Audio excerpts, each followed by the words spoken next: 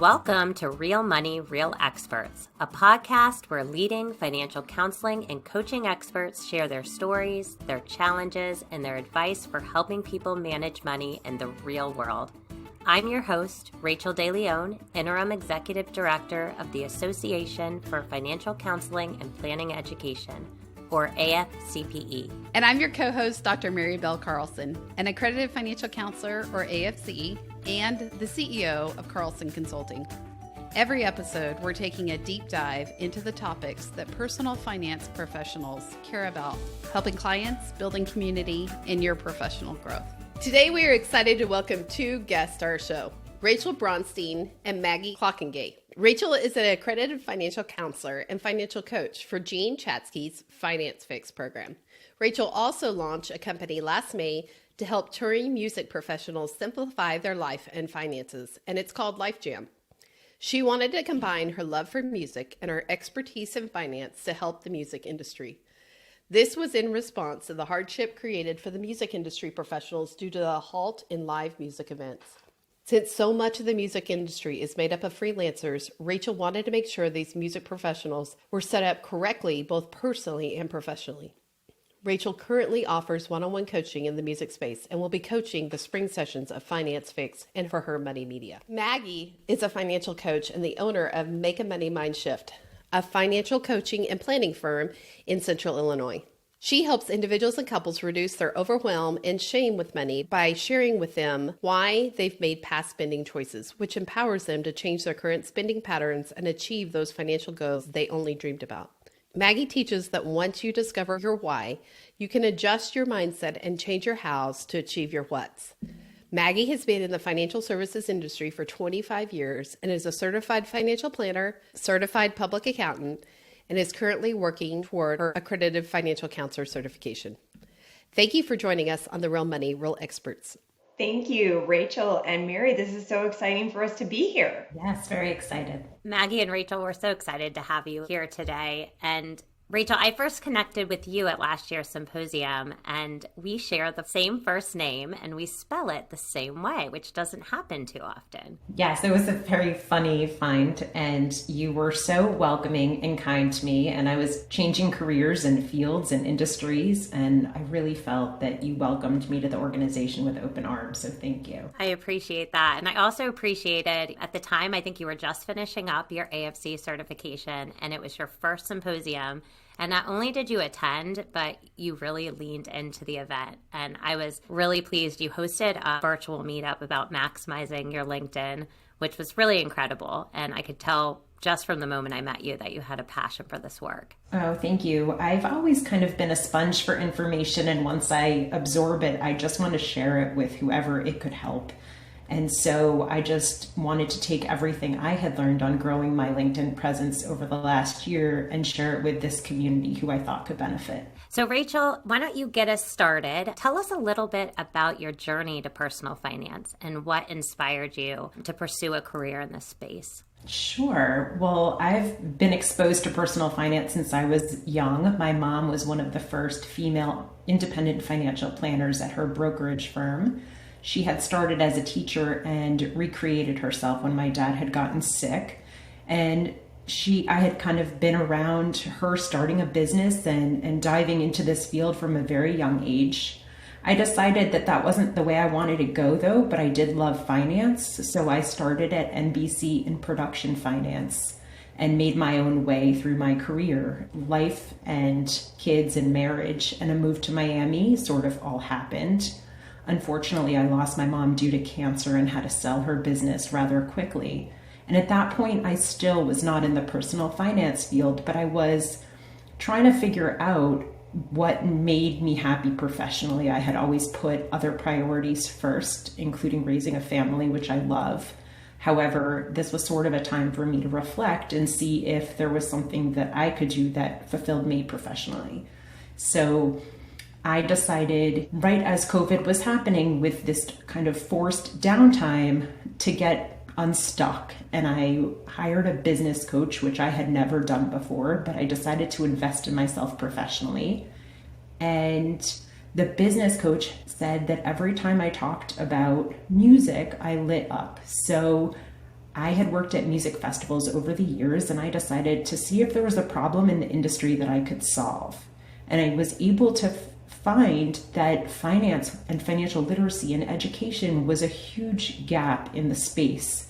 So much of the industry was freelancers. Not only did they have to run their personal finances, life on the road made that especially challenging.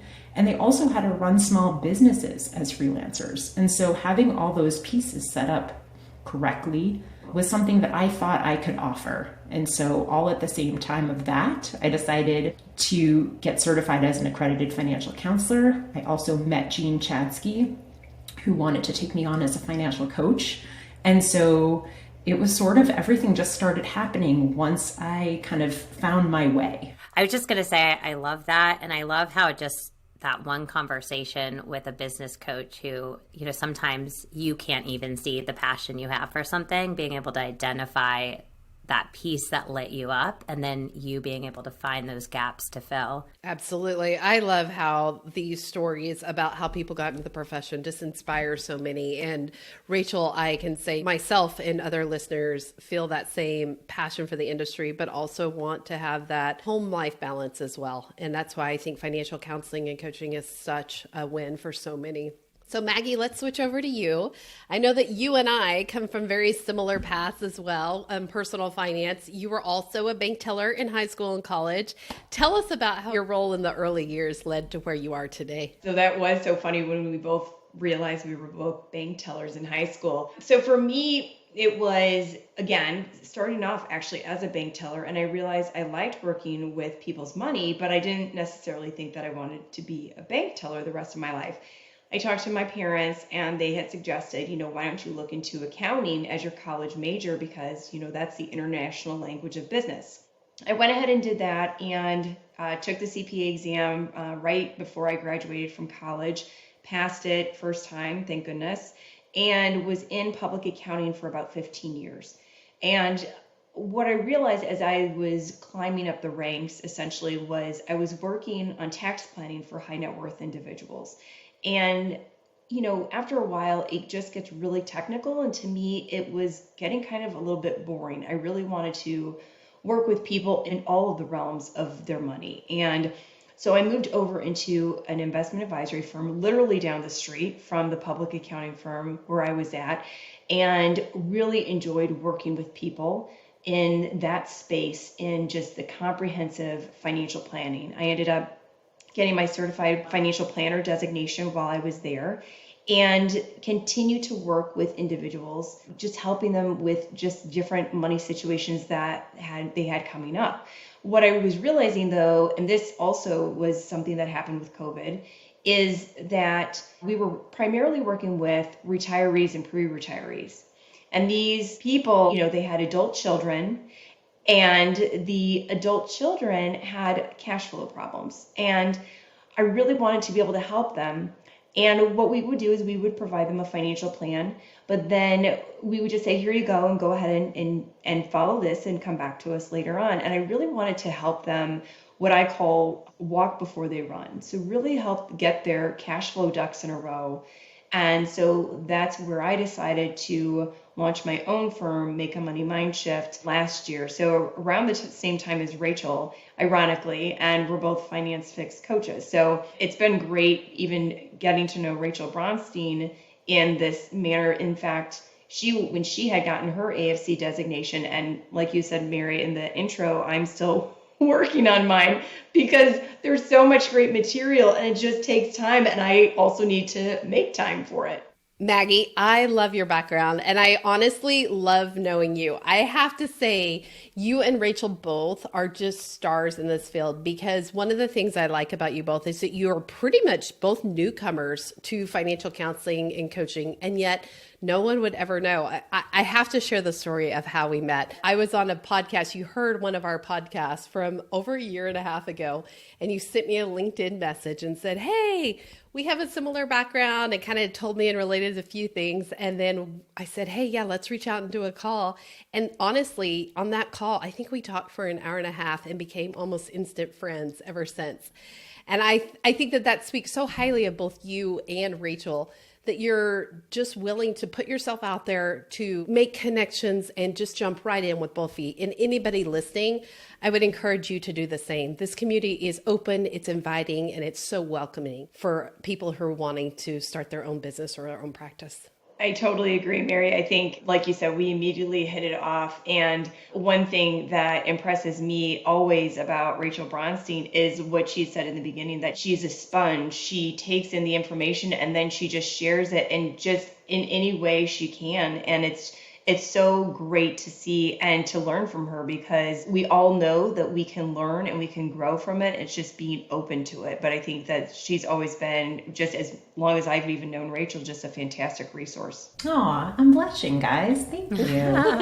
I will say, though, when you're owning your own business, it's a constant balancing act of doing and learning. So if we spend all our time learning and going to webinars and doing only that, we're not spending any time building the crux of our business, right? So through all of this, I have really worked on my time management and setting reasonable expectations every day, because there's no one else doing it, right? If we want to accomplish it, we have to be the doers. So kind of setting achievable goals, not taking on more than we can handle. There's always a list that those dreams and wishes can go on, but your everyday to-dos have to be able to be accomplished, and kind of time blocking that to get it done. One of the things we definitely want to touch on today is private practice. But since we're talking about origin stories between each of us and you both, I'm curious, both of you met working for Jean Chatzky and Her Money Media. Can you tell us a little bit about how you met working together on the FinanceFixx program? Okay, Maggie was my coach in training, but just to back up the story a little bit, even from my early days at NBC when I was in my 20s, I had always loved Jean Chatzky. I loved how she talked about money and broke it down into bite-sized, easy to digest pieces. And 5 years ago, I saw that she was launching this company called Her Money Media. And I had signed up for the newsletter and started to, see what was going on and stay on her radar. And really funny story, but I had always wanted to work for her. And before I could figure it out, I decided that I would try to get on her radar. So she was sharing her newsletter and you could earn referral points.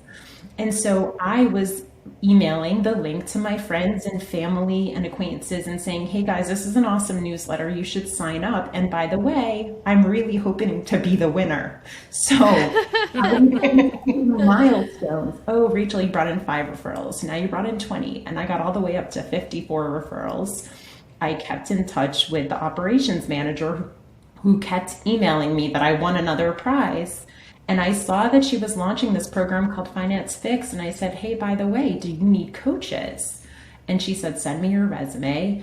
And to make a long story short, Jean and I hit it off. She said it was great. And she mentioned, by the way, you may want to look into this certification. I had actually thought about going into financial planning with my mom way back when. And I had even gotten halfway through the classes of pursuing a different certification. But Jean spoke so highly of the AFC certification that I decided to check it out. And so I decided to take it on, and I went through the learning and I took the test and I passed the exam. And at the same time, Jean said, come be a coach in training. I have a class led by Maggie. And little did I know how amazing Maggie would be. And Maggie was just a rock star and guided me through the whole process. And we hit it off and I passed my certification and I came on to teach my first class. And I just can't say enough about Maggie. Maggie was so supportive, a leader, empathetic, really there for the participants. And it's been a pleasure to be part of this organization. I love how you've been able to relate FinanceFixx and also make it a part of your own coaching and business practices. Maggie, you also have a private practice, but you have multiple income streams as well. Yeah, so Rachael Bronstein and I were actually talking about this earlier, in that one of the things as a financial planner that I feel is kind of drilled into us as we're thinking about launching our own investment advisory firm is it's going to take you up to 3 years to really get, some recurring revenue that could help sustain you and your family. And that's not a typical statement made to most entrepreneurs. So because of that, there was a couple avenues that I could take with that. It could be that I could have savings built up, and or I could have multiple income streams. One of the things that I had thought when launching my own practice was I was launching right around the time that tax season was coming upon, and being a certified public accountant, that is something that's in demand. So that being able to work, and prepare taxes and review tax returns for a CPA firm during tax season, that was a multiple income stream. Since then, that has parlayed into working for a fractional CFO company because I felt that that was more aligned. So along with being a coach for FinanceFixx, I think that just having, eyes wide open and realizing it's not going to be an overnight success. And I think, being an entrepreneur, there are so many nuances that occur that you may not realize. So one thing that I would absolutely advocate for is just getting those informational interviews. And Mary, that's really something that when I first had reached out to you was doing, is just getting information and soaking it up, with just like Rachael does, being a sponge and trying to learn so that I'm learning from others who have gone before me. Listening and asking questions is a great way to learn about the industry. Thank you so much for sharing that. Rachael, I have a question for you. You also own your own private practice as well. You've also offered some great business advice, including hiring a coach and time management. What other tips do you have for small business owners? I have grown up, like I mentioned, my mom was an entrepreneur. Actually, when I moved down to Miami, I helped my husband launch a law firm. So I realized I actually have a lot of small business experience, but when you dive into something of your own, you have to remind yourself of all of the business steps that you also have to take. It's not just about the financial coaching, which is super exciting at the beginning and you just want to dive in. So I will admittedly say I did it a little backwards this time. I worked with my business coach. I figured out what the problem was that I was going to solve. I did work towards getting financial coaching going, but then I got it going and realized that I didn't really have any processes in place. I didn't have the templates, I didn't have the automation. And while there's plenty of time for that to come later, clients started coming in and I realized that I wish I had set some of that up. Kind of defining what you offer. Do you offer multi-session appointments? Do you offer 1 hour appointments? Are they shorter? Are they longer? When someone signs up, are they clicking on a calendar link? That was probably the best thing I ever did, was sign up for Calendly, or there's a couple other providers as well that do it. Setting up some automation to make your life easier, because we're needed in so many different facets of our new business, right?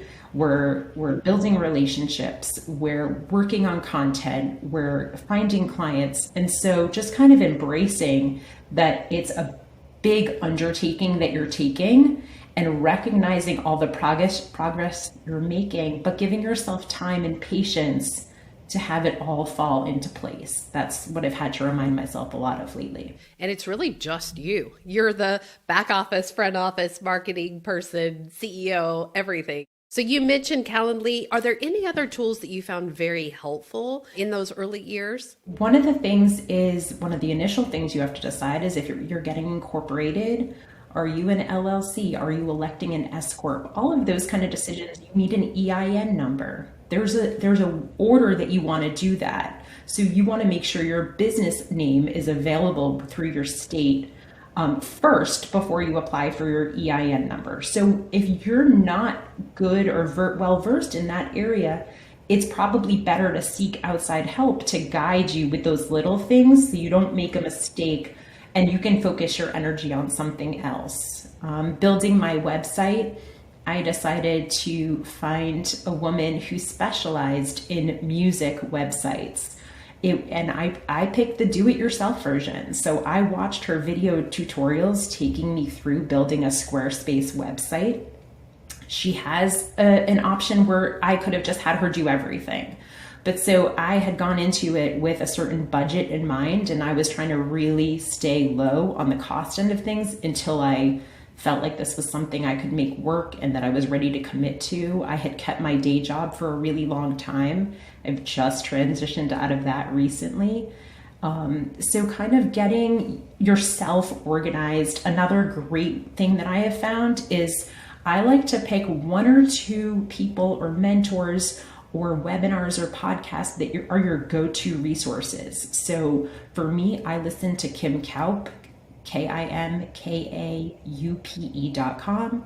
She's all about creating your presence online, your entrepreneurship, all of that. And then I attend a different webinar that's focused on all music and brings in different music executives. So I really stayed to my niche. I wanted to learn the niche, and then I wanted to learn how to improve my business all at the same time. Yeah, you went about this so smart because you started with a niche. And I think that's an important factor that we probably left off is that's one of the very first steps is what your business coach told you. What lights you up? What makes you so excited to get up in the morning? Yes, definitely. And I'm telling you, when she first brought it up, I started laughing. I'm like, no, that's just something I do for fun. She's like, no, I think you should look into this. Wow. So really that business coach set you off on the right path before you even had the business to start with. I feel like she ripped off the dream Band-Aid, like she let it out, and then I had to then go do all the work, which she reminds me of. She's like, I was there for you, but you did all the hard work. Now, Maggie, I know you came about with your business in a different way, and I'd love to hear a few tips that you have for small business owners. The way I came about it was I kind of think of myself as the reluctant entrepreneur. Rachael Bronstein came from a family of entrepreneurs, and I have not. And so it was something that was foreign to me. It was something that I wasn't quite sure that I wanted to do, but I felt this tug on my heart for several years and just kind of a whisper. And it was where I knew I wanted to help people more on their cash flow first and foremost, and then work on comprehensive financial planning.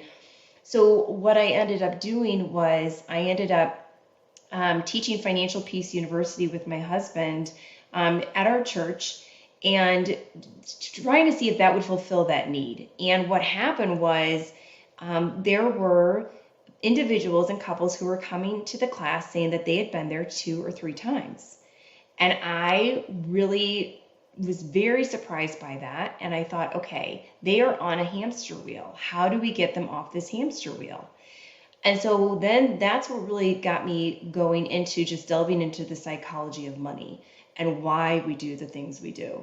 And so from there, just really studying Dr. Brad Klontz, who was, a keynote speaker at the AFCPE symposium last year, and really diving into, money scripts, what he and his father, Ted Klontz, had coined.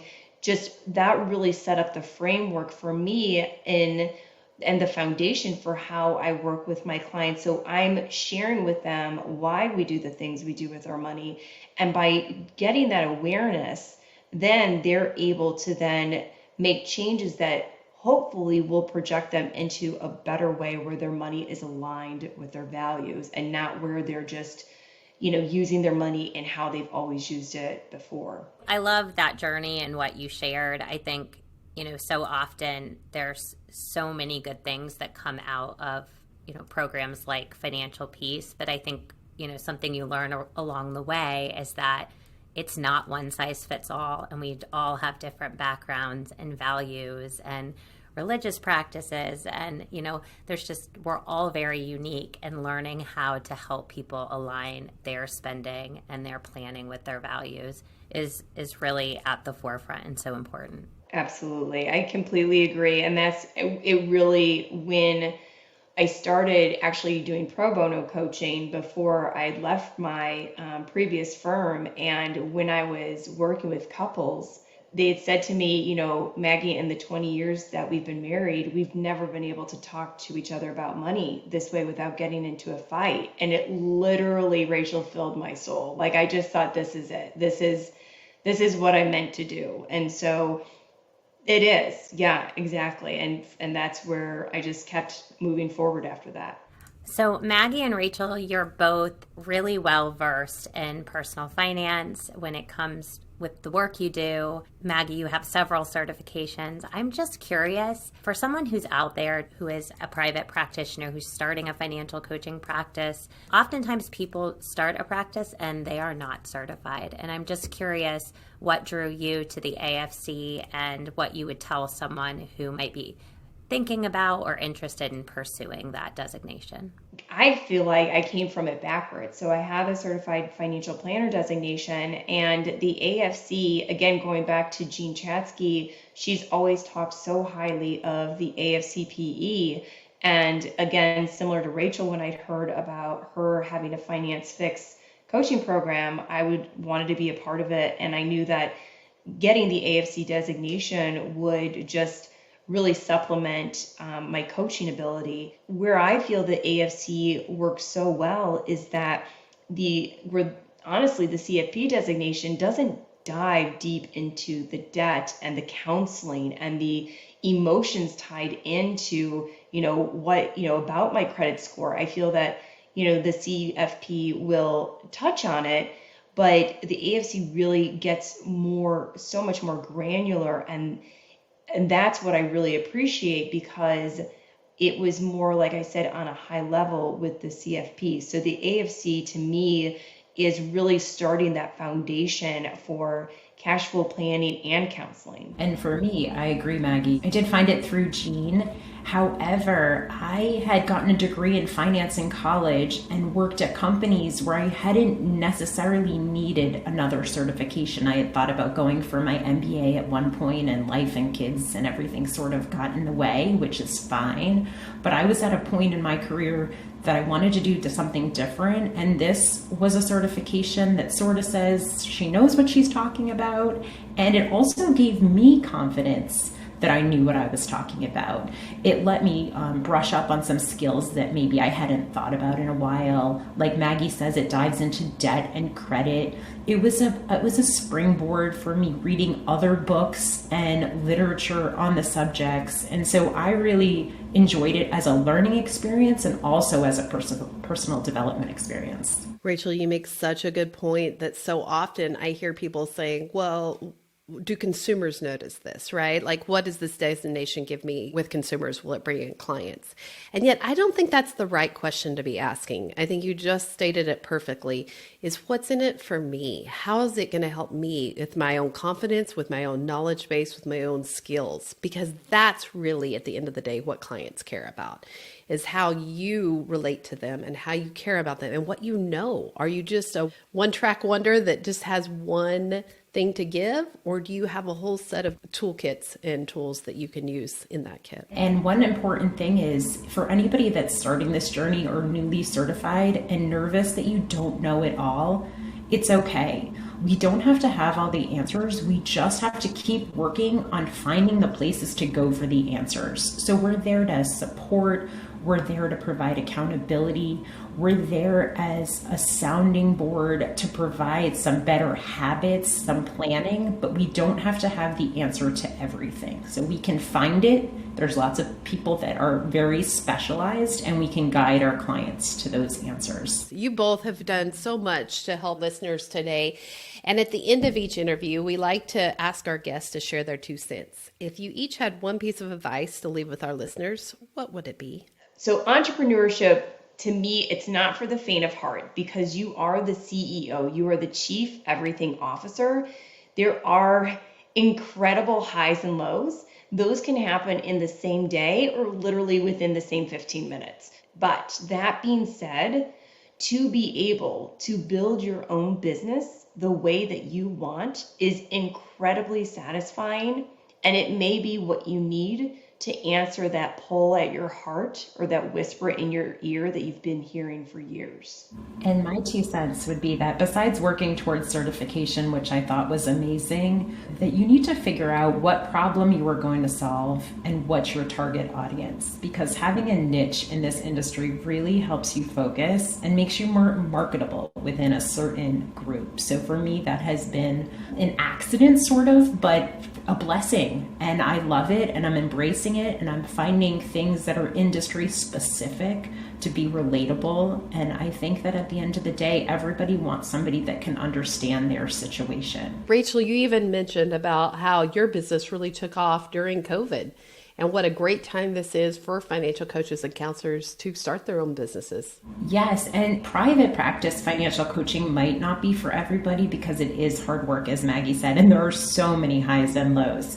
But with the emphasis on financial wellness due to COVID, I find that there's even positions in financial wellness at companies and organizations that people are looking to fill. So there are a lot of avenues to pursue right now in financial coaching. Maggie, Rachel, thank you so much for being on the show today. Can you tell our listeners where they can connect with you? So to connect with Maggie, they can go to my website, which is makeamoneymindshift.com. You can also connect with me personally on LinkedIn. You can find Make a Money Mindshift also on Instagram and Facebook, as well as YouTube. And to connect with me, you can find my website at lifesjam.com, so LIFESJAM, or I can be reached on LinkedIn under my personal profile, Rachael Bronstein, or on Instagram and Facebook, Life's Jam. Thank you both so much.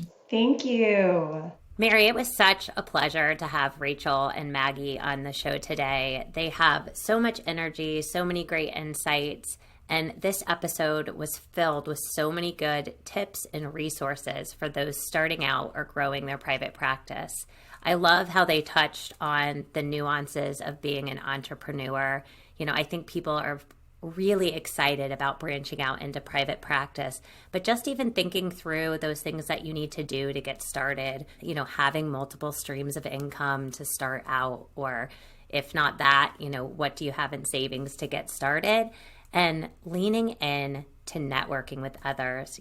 Just don't underestimate those relationships that you build. Both Maggie and Rachel are so great at that. I mentioned Rachel offered some LinkedIn tips to attendees at the symposium last year, and she's doing that during our career week this week as well. And, she gives as much as she absorbs and takes in. And so I think as you're building your private practice, not being afraid to reach out and network with the community, it's so important. Absolutely. You know what? This is the moment that I look back and say, I love what I do with this podcast. I just think it's so fun to interview wonderful people and get to see a little bit of inside how their systems work and what their business is like. As an entrepreneur myself, I can relate to a lot of what Maggie and Rachel say in terms of it's a lot of work to be an entrepreneur. And I don't think that they sugarcoated that at all. But there's also, that other side of the coin, which there is a lot of pleasure that you can get from it. So I really appreciate them coming on this podcast and giving us really the hard, true facts of owning your own firm.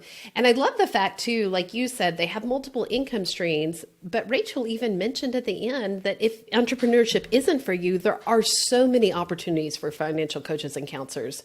And Rachel, as we really wrap up this career season that we have been doing, it really kind of highlights all of the things we've been talking about, whether you're working for a large firm, a small firm, your own firm, a nonprofit, a for-profit, wherever it is, what an impact and what a difference you can make, and just small but very tangible ways. And I think that's what I really took away from Rachel and Maggie both, is they have made such a tremendous impact on their communities and those that they're helping. And what a mark they're leaving, not just on the profession, but even those lives that they are changing every time they do financial coaching and counseling with their clients. Mary, I think the fact that you touched on, what they talked about in terms of private practice, but really even coming out of the pandemic and 2020, over the last couple of years, there has been even more of an emphasis and urgency for financial wellness, financial education, and financial literacy. And the field as a whole is growing, and there are more and more opportunities across all sectors. And so, I hope our listeners have learned a lot from this career series. And this week, we're actually doing a Connections Fair. And so we really encourage you to check out the AFCPE community, attend the Connections Fair where you can find jobs or internships or network with others in the field. Visit our website and our career pages to learn more about careers and the AFC certification. If you enjoyed the show today, please share it with a friend. This helps others discover the podcast and become a part of our community. Thanks for joining us. We'll see you next time.